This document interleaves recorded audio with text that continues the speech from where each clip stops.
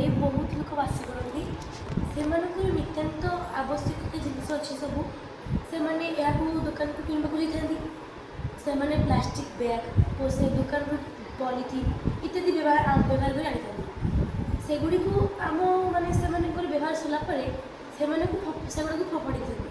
जहाँद्वारा से गुड़ मटी पड़ी मटी तो मिसी न थाए जहाँ आम मटी को आहरी खराब कर दिए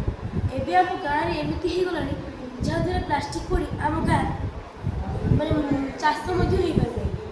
जहाँद्वारा आमर बहुत प्रकार असुविधा हो माटी से जड़ी गुड़ी को पड़ी आम बहुत प्रकार जीवाणु विभिन्न प्रकार रोग आमको होदी आम यही प्लास्टिक को व्यवहार करवा ना प्लास्टिक व्यवहार पूरा कम करदे निज घर